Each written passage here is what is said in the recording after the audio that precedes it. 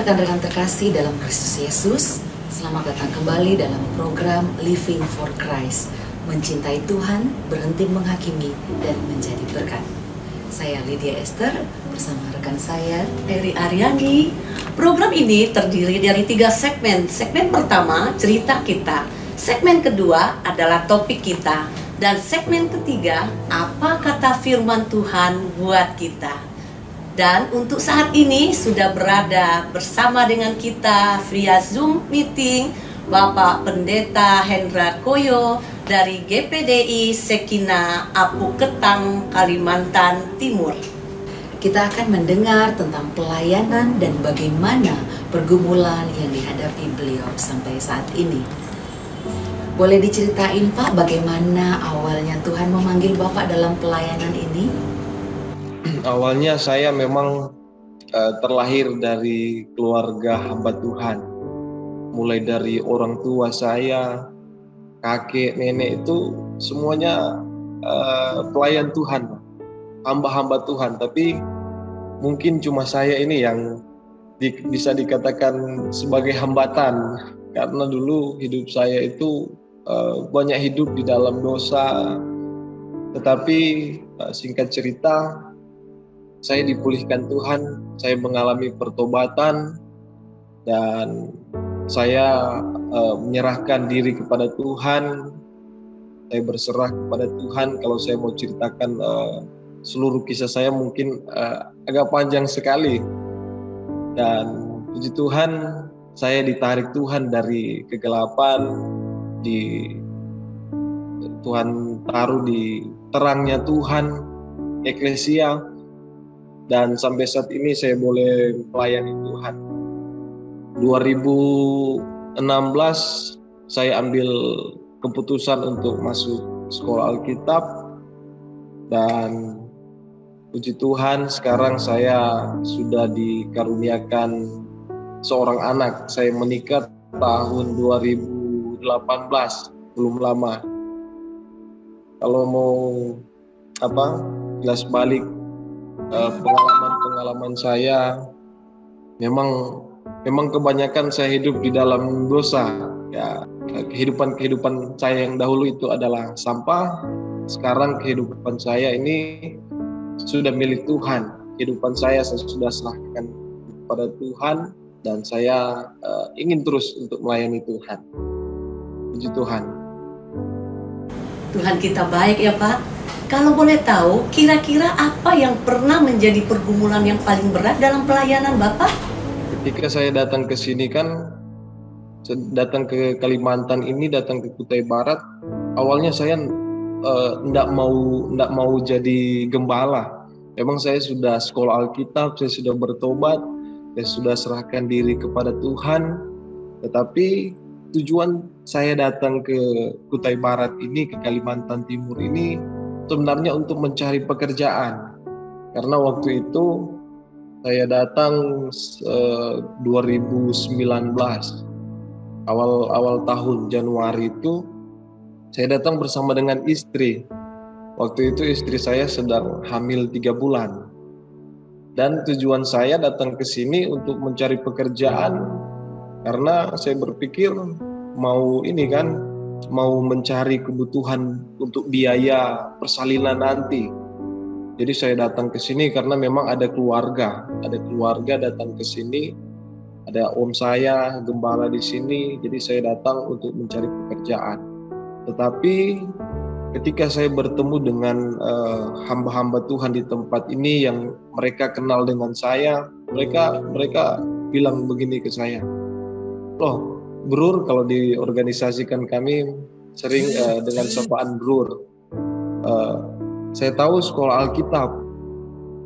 Terus saya bilang, "Oh iya, memang saya sekolah Alkitab, tetapi tujuan saya datang ke sini memang untuk bekerja. Tetapi karena om saya juga melayani di sini, jadi saya juga sambil membantu-bantu di dalam pelayanan dia."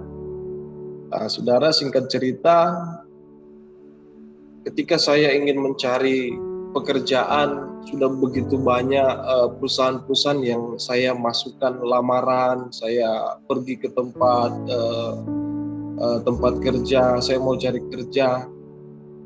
Sudah mungkin kira-kira 3-5 perusahaan lah yang saya telah masukkan lamaran. Tetapi tidak ada satupun perusahaan yang menerima saya. Sampai saya ada saudara, ada keluarga juga di perusahaan di sawit. Terus dia berkata seperti ini, buat aja lamarannya, bikin secara formalitas saja. Nanti kamu ketika sudah di sini, mungkin besok kamu sudah kerja. Sudah, saudara, saya sudah buat seperti itu. Bahkan saya sudah 1 minggu saya tinggal di perusahaan. Tetapi 1 minggu itu tidak ada tanda-tanda saya dipanggil untuk bekerja.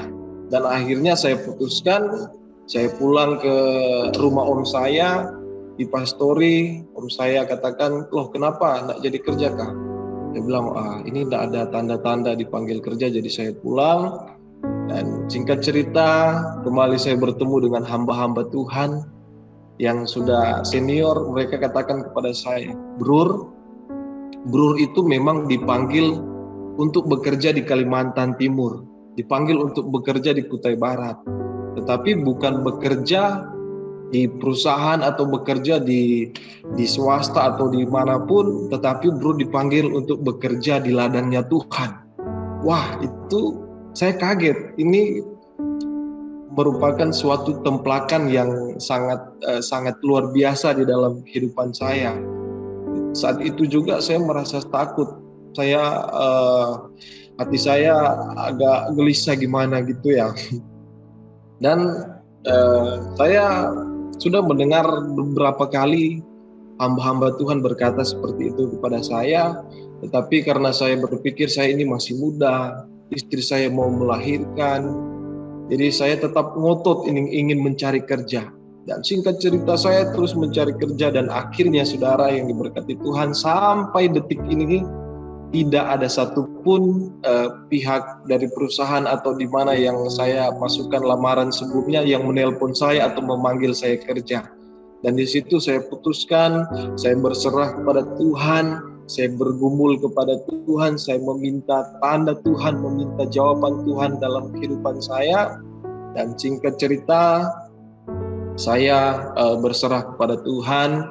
Akhirnya saya ditempatkan di suatu pelayanan yang saya layani sekarang di GPDI Sekina Abu Ketang di Kutai Barat ini.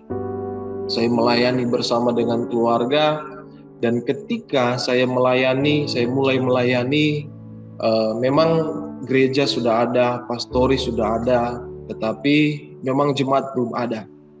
Dan ketika saya ditempatkan di pelayanan sekarang, saya berkata kepada Tuhan, memang sempat saya bilang sama Tuhan, waduh kok Tuhan kok seperti ini, kok tidak seperti yang yang saya harapkan. Apalagi ini saya mau butuh biaya untuk persalinan istri nanti, kok kenapa seperti ini? Dan di situ Tuhan memberikan jawaban dalam setiap doa-doa saya. Pelayanan yang kami layani saat ini sudah ada berapa orang, tetapi yang setia baru 1 orang. Yang setia datang beribadah kepada Tuhan baru 1 orang, sudah 2 tahun lebih saat ini. Sudah ada berapa keluarga yang kami layani, tetapi yang setia baru 1 orang. Jadi yang menjadi pergumulan kami di dalam pelayanan saat ini, yaitu supaya Tuhan memakai kehidupan kami menjadi alat kemuliaan Tuhan, dan banyak jiwa lagi kami boleh bawa untuk hormat kemuliaan nama Tuhan. Saya kira itu yang menjadi pergumulan saya selama ini. Saya ingin melayani Tuhan dan membawa jiwa-jiwa yang baru untuk hormat kemuliaan nama Tuhan. Wow, Tuhan luar biasa dalam setiap pergumulan kita. Ada tidak Pak pengalaman dalam pelayanan, dalam penggembalaan Bapak yang begitu mengesankan bersama dengan Yesus? Begitu banyak pengalaman-pengalaman yang yang sangat luar biasa di dalam kehidupan saya, kehidupan kami suami istri. Ketika kami ditaruh melayani di tempat pelayanan sekarang, memang gereja pastori ada, tapi waktu itu jemaat memang baru satu kan. Saya masih kurang yakin juga sebenarnya. Kok begini, kok situasinya begini. Saya sempat argumen dengan Tuhan, kok Tuhan begini. Bahkan sampai waktu itu kan enggak ada motor kan. Saya mau kemana, mau pergi mandi, mau timba air itu selalu jalan kaki. Saya berkata, Tuhan, kalau memang saya dipanggil untuk melayani Tuhan di tempat ini, Tuhan kasih penghiburan lah kepada kami kan. Tapi saudara, begitu luar biasanya Tuhan, begitu hebatnya kuasa Tuhan. Ketika 2 bulan Januari, Februari, Maret, mulai dari Maret sampai September itu, Maret, April, Mei, Juni, Juli, Agustus, September, ada sekitar 6-7 bulan saya itu melayani, pinjam motor om saya, dan 2 bulan itu saya putuskan untuk saya melayani. Saya dengan iman saya berjalan bersama dengan Tuhan, walaupun saya jalan kaki, walaupun jaraknya jauh, saya mau datang ke kecamatan, saya numpang mobilnya orang, ikut motornya orang. Puji Tuhan, Tuhan jawab doa saya dan Tuhan kabulkan. Dan bulan September tahun 2019 itu Tuhan berikan motor yang baru, tidak second saudara. Itu semua berkat Tuhan, bukan kredit tetapi cash. Itu semuanya berkat Tuhan. Ada satu hamba Tuhan yang dia menyumbangkan motor ini untuk di dalam pelayanan, dan saya katakan, wah, Tuhan sangat baik. Tuhan itu sangat luar biasa di dalam kehidupan kami. Begitu banyak pergumulan, begitu banyak pertolongan Tuhan di dalam kehidupan kami. Dan satu pengalaman lagi, ketika kekhawatiran saya yang sebelumnya saya datang ke Kutai Barat ini untuk bekerja, tetapi rencana dan rancangan Tuhan lain di dalam kehidupan saya dipanggil untuk melayani Tuhan, saya dipanggil oleh Tuhan untuk menggembalakan sidang jemaat.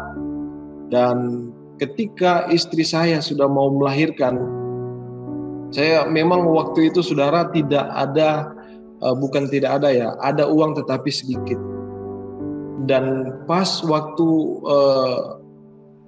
persalinan istri saya itu, saya bawa ke puskesmas, dan singkat cerita kami sudah ada di sana, dan suster yang ada di puskesmas, perawat yang ada di puskesmas, mereka bertanya begini kepada saya, Pak, istrinya sudah makan? Saya bilang ke istri saya, waduh, mau jawab apa ya? Kita berdua ini memang belum makan dari pagi karena saking paniknya, belum ada pengalaman menghadapi seperti ini kan, jadi panik. Jadi waktu itu kami langsung ke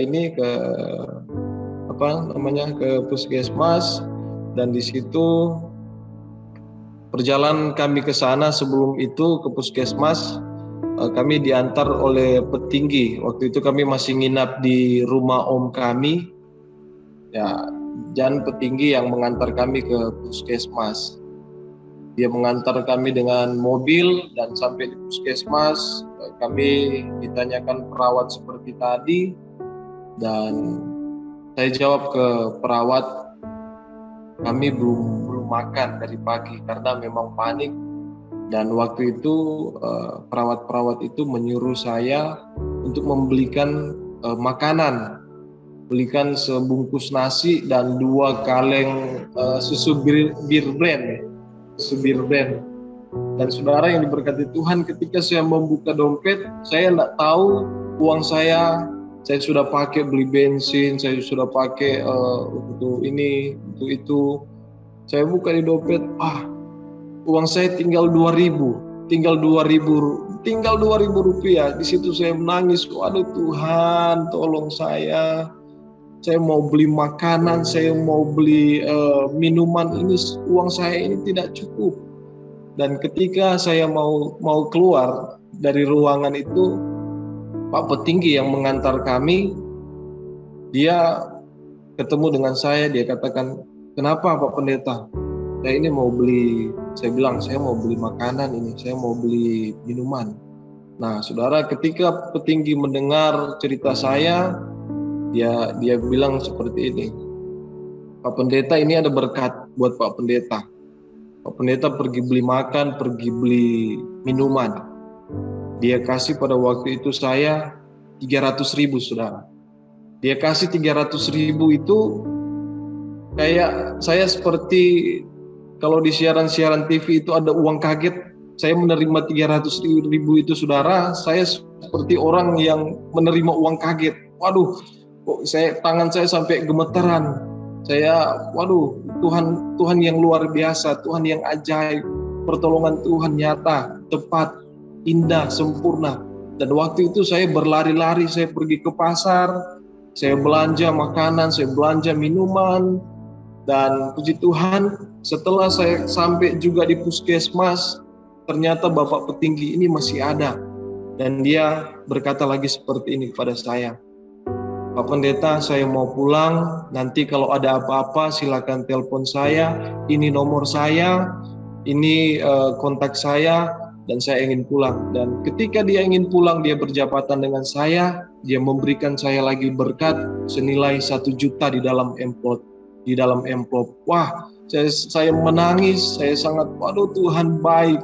Tidak ada kata-kata yang timbul di dalam hati saya yang saya ucapkan selain saya berkata, terima kasih Tuhan, Tuhan Yesus baik. Dari 2.000 rupiah, Tuhan pada hari itu, Tuhan memberikan saya sejumlah 1.300.000 rupiah. Dan itu untuk biaya persalinan di puskesmas. Kami boleh makan, kami boleh minum, dan singkat cerita karena tidak bisa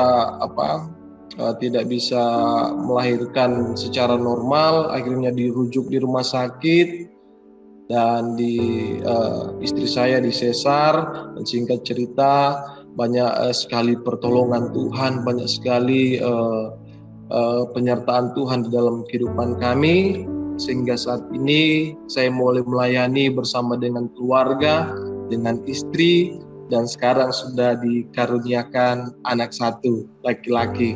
Puji Tuhan. Itu yang merupakan pengalaman-pengalaman saya yang sangat-sangat luar biasa di dalam pelayanan Tuhan.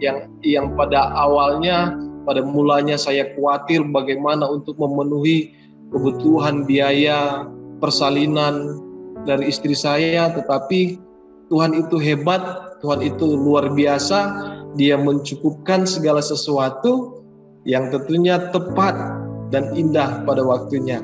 Puji Tuhan. Puji Tuhan, Tuhan kita luar biasa ya Pak. Sebagian besar hamba Tuhan yang berstatuskan gembala pada umumnya hidup dari pelayanannya Pak.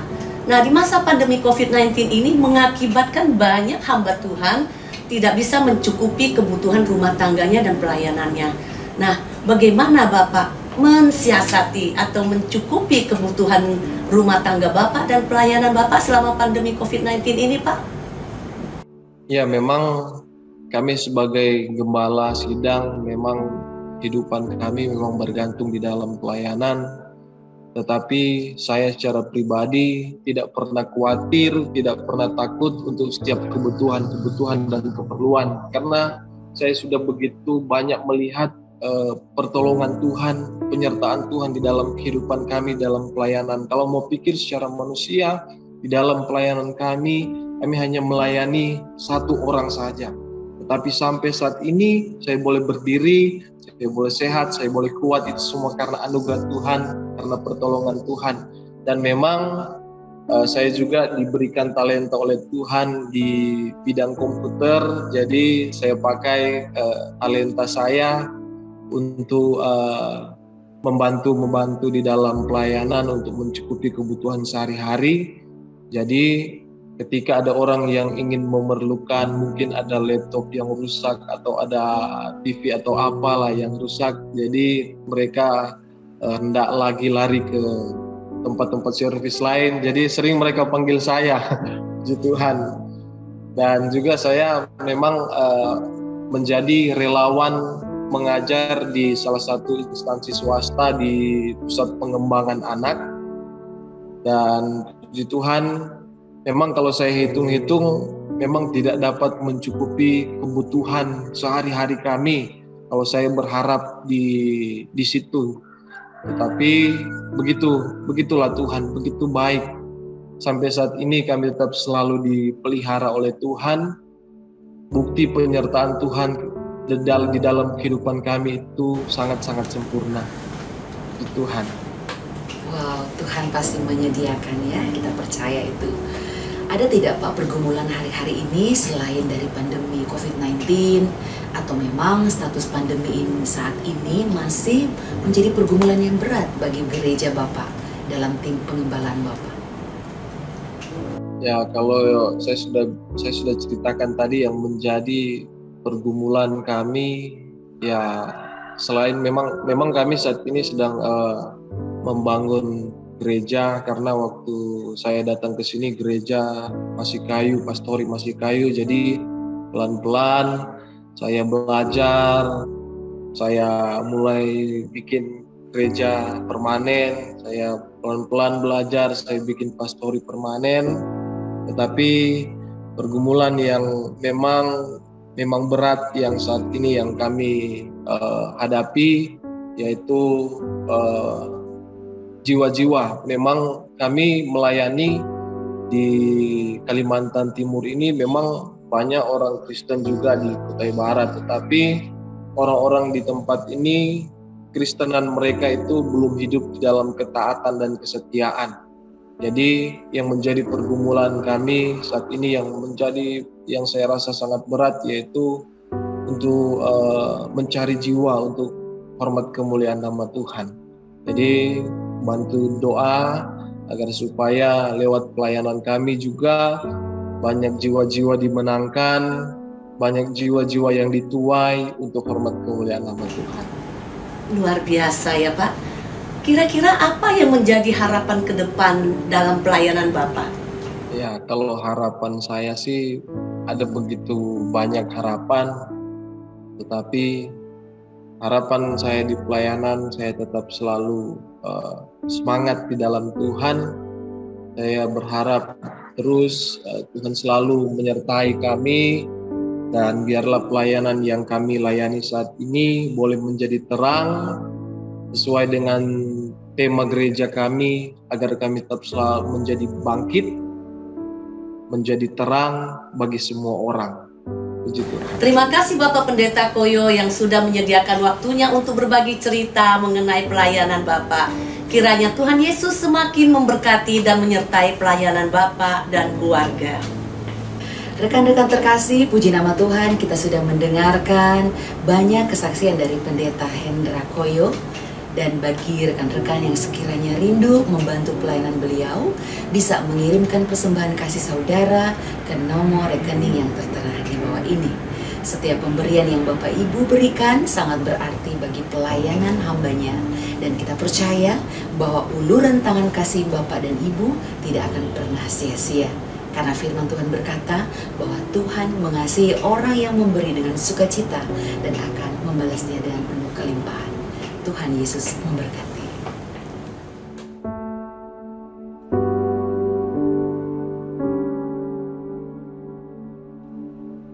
Shalom rekan-rekan terkasih dalam Kristus Yesus.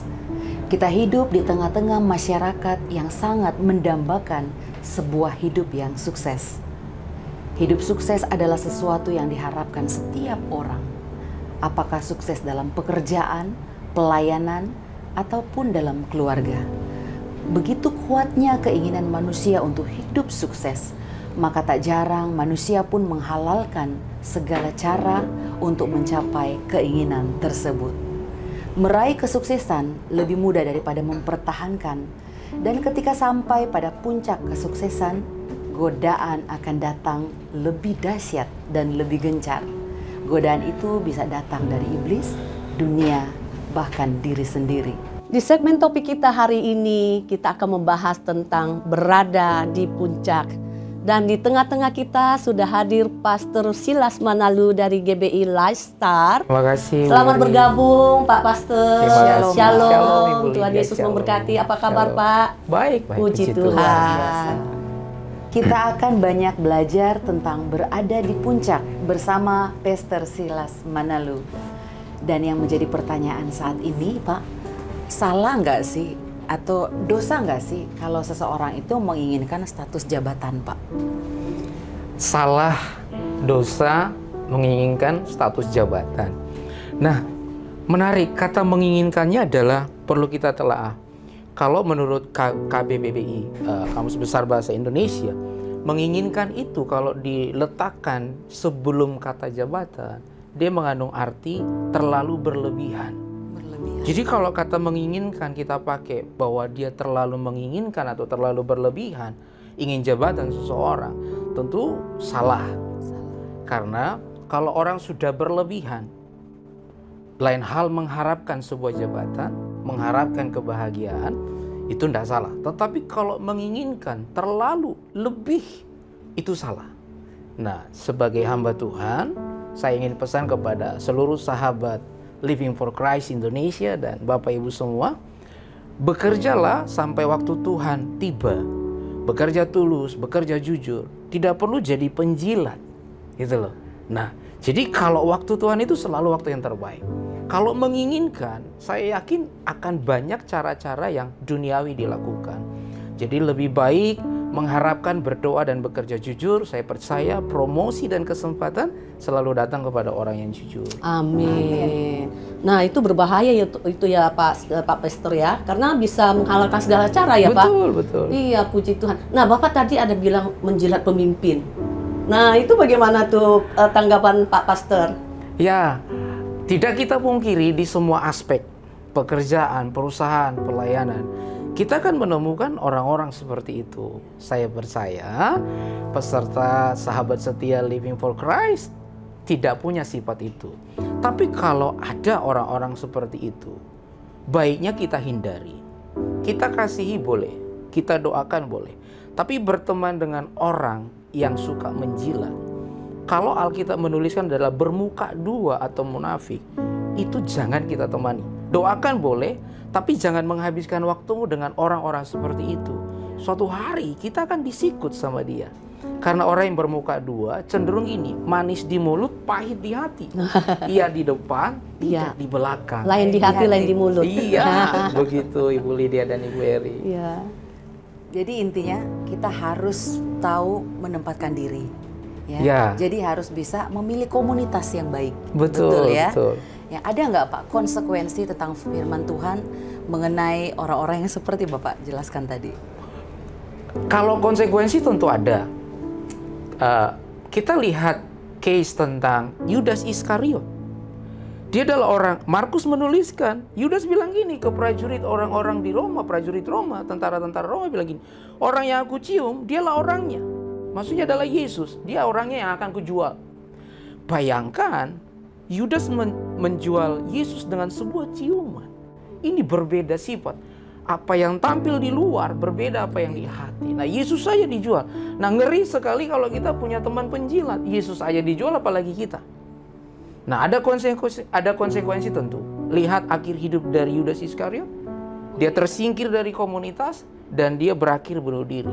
Saya tidak bilang penjilat atau yang bermuka dua akan bunuh diri, tidak. Saya tidak berdoa seperti itu. Tetapi ada konsekuensinya, yes. Tabur tua itu selalu berlaku. Hukum Taurat sampai hukum anugerah zaman Yesus, tabur tua tidak pernah dilepaskan, tidak pernah dihilangkan. Jadi itu kalau kita menjadi penjilat, suatu hari pun kita akan menemukan penjilat gitu. Tabur tuai. Tabur tuai. Tapi saya berharap tidak ada yang menuai. Kalau menabur, ya bertobatlah. Bertobat. Gitu. Nah, kalau begitu, Pastor, bagaimana cara terbaik supaya kita bisa menggapai satu jabatan itu? Oke, cara yang terbaik untuk menggapai jabatan sebagai orang Kristen, tentu pondasinya adalah Alkitab. kita diajarkan tentang yang namanya bekerja keras. Kita belajar dari Yakub. Dia adalah orang yang sangat bekerja keras, makanya dia sangat berhasil. Jadi Kristus tidak mendiskon kerja keras. Justru orang yang dekat dengan Kristus, dia berdoa keras, harusnya juga bekerja lebih keras. Kalau presiden kita menambahkan bekerja cerdas. Jadi untuk mencapai jabatan tertentu, baiknya kita bekerja keras dan dengan tentu jujur. Dan saya yakin orang jujur itu selalu punya kesempatan. Promosi itu selalu datang kepada orang yang jujur. Nah, jujur kan tidak cukup, harus ahli di bidangnya. Kalau Agnes Monica berkata, promosi itu datang kepada orang yang punya kesempatan dan punya skill. Jadi sebagai hamba Tuhan, saya menyarankan kepada seluruh sahabat Living for Christ, jadilah orang yang punya skill, tidak tanggung, harus di atas rata-rata, bekerja keras dan jujur. Saya percaya Tuhan melihat dan pemimpin pun melihat. Wah, luar biasa, menarik sekali. Skill di atas rata-rata. Ya. Haleluya. Ini Pak, ada pertanyaan yang menarik ini. Sebagai anak Tuhan yang memimpin di suatu perusahaan, apa yang harus kita lakukan apabila kita mendapat saran-saran dari bawahan untuk menggapai keberhasilan dalam suatu program? Contohnya, menyuap orang-orang yang berpengaruh untuk menggunakan produk yang dihasilkan perusahaan itu. Bagaimana pandangan Bapak? Iya, kalau orang sudah berani menyogok, tentu dia tidak takut Tuhan. Dan orang yang berani menerima sogokan, tentu dia tidak takut Tuhan. Karena kalau orang takut Tuhan, yang disebut anak Tuhan adalah takut Tuhan. Dia Kristen lama, kalau dia masih bisa disogok, tentu imannya jauh dari kata iya. Nah, anak Tuhan yang punya iman yang kuat, dia tahu pasti bahwa perusahaan itu naik karena kuasa Tuhan, bukan karena sogokan. Memang hidup di zaman yang komplit sekarang, persaingan yang sangat ketat, memang sogokan menjadi jalan pintas. Tetapi kalau kita sampai menerima atau menyogok, percayalah, perusahaan itu tidak bertahan lama. Apa yang didapat dengan tidak baik akan hilang. Kita teringat tentang perumpamaan anak bungsu dan anak sulung. Si bungsu meminta warisan dari bapaknya. Dia bilang, "Bapak, kasih saya warisan, saya ingin foya-foya." Singkat cerita, akhir hidup dari si bungsu, dia melarat. Alkitab menuliskan sampai dia memakan ampas babi saking sudah miskin dan bangkrut. Jadi yang saya mau sampaikan adalah segala sesuatu yang didapat dengan tidak baik akan hilang terbakar. Betul. Begitu. Betul, Ibu Eri dan firman Ibu Tuhan. Lydia. Makasih Pastor, luar Sama-sama. biasa. Ada sebuah kesaksian di mana ketika seseorang merasa hampa dengan segala harta yang dimilikinya. Tetapi ada juga orang yang sangat menikmati segala miliknya yang hanya pas-pasan. Bagaimana tuh pendapat Pastor? Ya, memang ini realita hidup. Banyak orang kaya, banyak orang bergelimang harta, uang dan lain-lain, tapi hatinya kosong.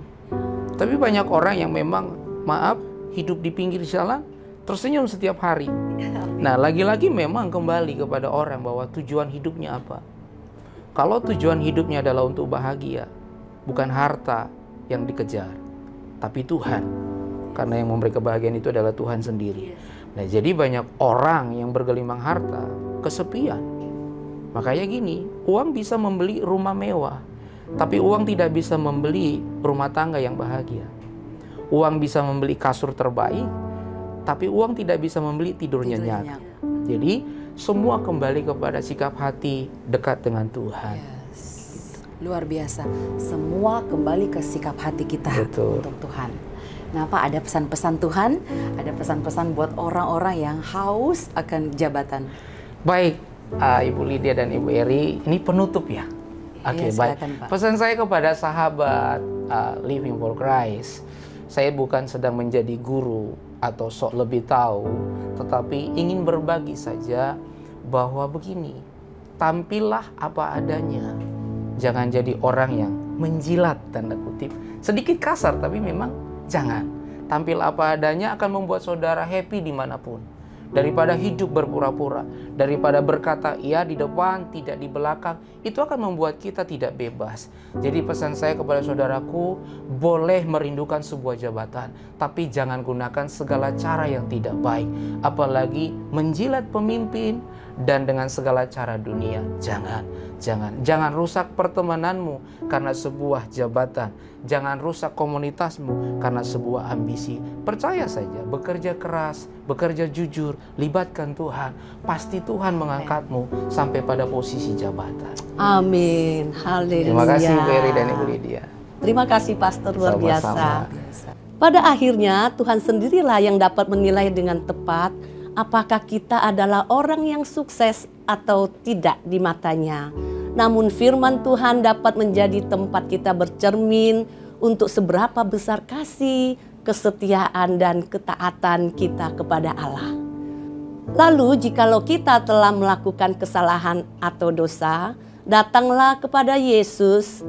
Ketika kita mendapat tegurannya, akuilah dan minta pengampunan darinya, dan bertobatlah serta tidak mengulanginya lagi.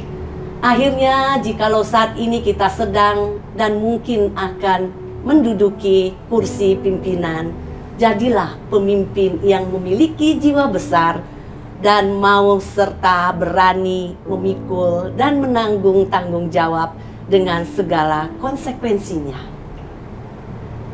Terima kasih kepada Pastor Silas Manalu. Sama-sama Ibu. Yang sudah berkenan menjadi narasumber kita hari Sama-sama. ini. Luar biasa.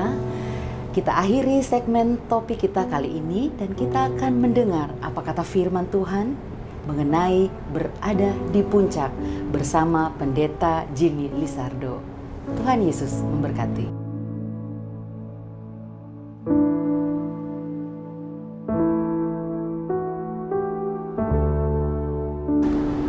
Shalom rekan-rekan terkasih di dalam Yesus Kristus. Sungguh menarik diskusi tadi di dalam topik berada di puncak. Kita akan mendengarkan apa kata firman mengenai berada di puncak ini. Setiap orang akan merasa senang ketika berada di puncak, ya, karena itulah kerinduan setiap manusia. Apakah itu jabatan yang tertinggi, ya, apakah itu sesuatu yang hidup yang lebih daripada yang lain. Perhatikan saja, jabatan-jabatan tertinggi itu selalu menjadi incaran banyak orang. Mulai dari kepala daerah sampai presiden, mulai dari ketua partai di cabang sampai ketua partai di pusat. Bahkan juga di dalam bidang-bidang lainnya. Maka betapa senangnya ketika seorang bisa mencapai puncak tersebut. Hari ini kita akan belajar dari Abimelek bin Yerubbaal. Seseorang yang juga sudah berada di puncak. Mari kita buka firman Tuhan di dalam Hakim-Hakim 9 ayat 6. Saya akan bacakan buat rekan-rekan terkasih. Hakim-Hakim 9 ayat 6, kemudian berkumpullah seluruh warga kota Sikem dan seluruh Bet Milo. Mereka pergi menobatkan Abimelek menjadi raja dekat pohon tarbantin di tugu peringatan yang di Sikem. Ya. Kita juga akan baca di dalam Hakim-Hakim 8 ayat 31. Ya. Supaya kita tahu siapa sebenarnya Abimelek ini. Ya. Di dalam Hakim-Hakim 8 ayat 31 dikatakan Abimelek bin Yerubbaal adalah anak dari Gideon, ya, atau Yerubbaal, dengan gundiknya yang tinggal di Sikem. Abimelek ini adalah orang yang membunuh saudaranya, di mana ada 70 anak Gideon, yang mana adalah saudara kandungnya itu dibunuh semua oleh Abimelek. Alkitab menyebutkan bahwa seluruh warga kota Sikem dan seluruh Bet Milo berkumpul dan menobatkan Abimelek bin Yerubbaal menjadi raja di dekat pohon tarbantin di tugu peringatan Sikem. Saudaraku yang terkasih dalam Yesus Kristus, tidak ada yang salah ketika seseorang itu sampai di puncak. Namun untuk Abimelek bin Yerubbaal, ada dua hal yang perlu kita perhatikan ketika dia mencapai sebuah puncak di dalam kehidupannya. Yang pertama, Abimelek bin Yerubbaal mencapai puncak dengan cara yang salah. Dijelaskan di ayat sebelumnya bahwa Abimelek bin Yerubbaal membunuh saudara-saudaranya dan membuat dia tidak mempunyai saingan untuk menjadi raja. Sudah jelas ini merupakan cara yang salah dan tentu saja Tuhan tidak berkenan atas kedudukannya sebagai raja. Namun tidak ada sedikit pun penyesalan dari Abimelek bin Yerubbaal setelah menyingkirkan saudara-saudaranya dengan sangat kejam. Malah terlihat bahwa dia sangat bangga dengan posisi puncak yang dia dapatkan itu. Perhatikan baik-baik, Abimelek bin Yerubbaal mencapai puncak dengan cara yang salah. Yang kedua yang kita bisa belajar dari Abimelek bin Yerubbaal adalah pengangkatan yang tidak sah. John Gill menjelaskan begini, pergi dan mengangkat Abimelek menjadi raja itu merupakan tindakan yang paling lancang dan berani. Dilakukan tanpa meminta nasihat Tuhan, yang tanpa Tuhan tidak ada raja yang akan ditetapkan atas Israel. Bahkan dilakukan oleh penduduk kota tanpa sepengetahuan, nasihat, dan persetujuan dari seluruh orang Israel. Bahkan yang menarik di dalam Jamison, Fassett dan Brown komentari dijelaskan bahwa para imam Baal itu terlibat dalam pengangkatan Abimelek bin Yerubbaal menjadi raja. Mereka menobatkan Abimelek bin Yerubbaal menjadi raja di dekat pohon tarbantin di tugu peringatan yang di Sikem sangat mungkin untuk apa?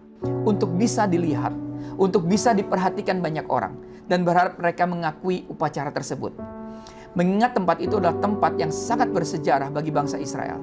Namun, tetap saja itu tidak sah, baik di hadapan keseluruhan bangsa Israel maupun di hadapan Tuhan.